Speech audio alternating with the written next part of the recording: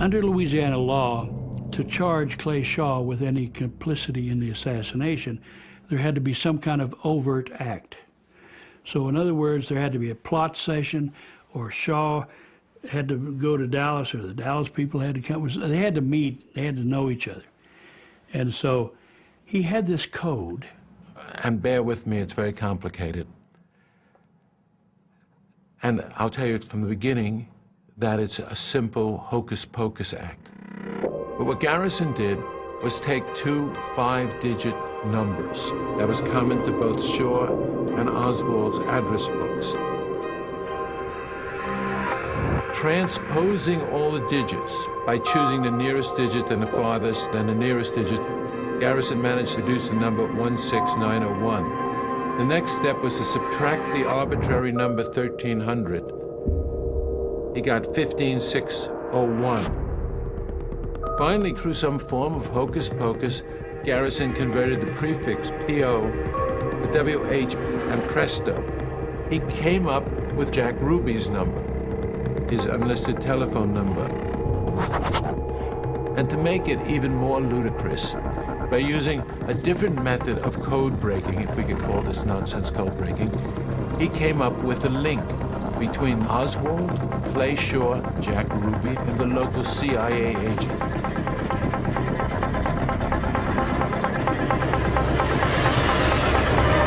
I mean, any number can be transposed to any other number if you do enough different things to it, and it would have been easier to just look it up in the phone book, actually. So why would you go through all the code? But as he explained it, and I explained it to one of the senators from Louisiana, and he persuaded this guy. This guy then went on one of the network shows and tried to explain it, and it was so pathetic because there was really, I think, nothing to it, but he had persuaded this senator. So you take the P and the O and you use a telephone dial. P gives you 7, O gives you 6. So you add 7 and 6 together, you get 13. Then you take the 19106, the A, B, C, D, E basis. So you put A comes ahead of E. Then you put, and you reconstruct the numbers, and then you subtract 1300, which you got from the PO, and that gives you Ruby's unlisted telephone number. Garrison was idolized by people all over the world. They thought he had done what nobody else could do. He had the guts to charge somebody and solve this crime. I think that Garrison feels that frightening aphorism, which seems to be so much that by which people govern themselves these days, that the end justifies the means. When Garrison began his investigation, CBS News set about to do our own independent investigation on a size and scale that was unprecedented for the network.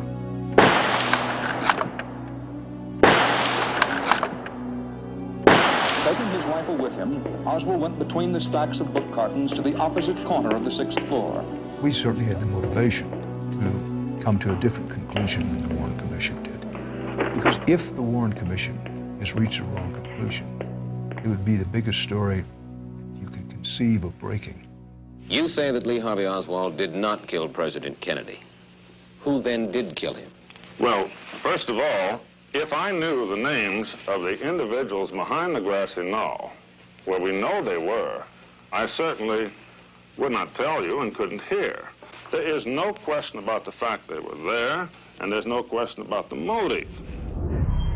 The whole thing became a huge media event, but by this time, Garrison had come up with an even grander conspiracy, and that was that anyone that criticized his investigation or found it to be fraudulent was part of an American government plot to discredit him.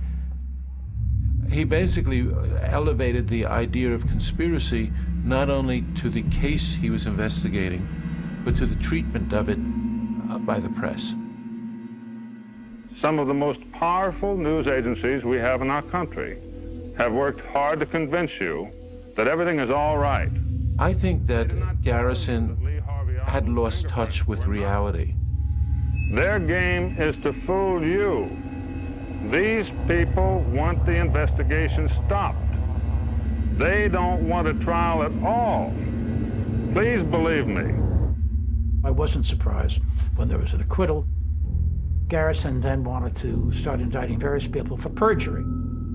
He was full of spirit and fighting. Everybody else was demoralized, and I expected that was going to be the result.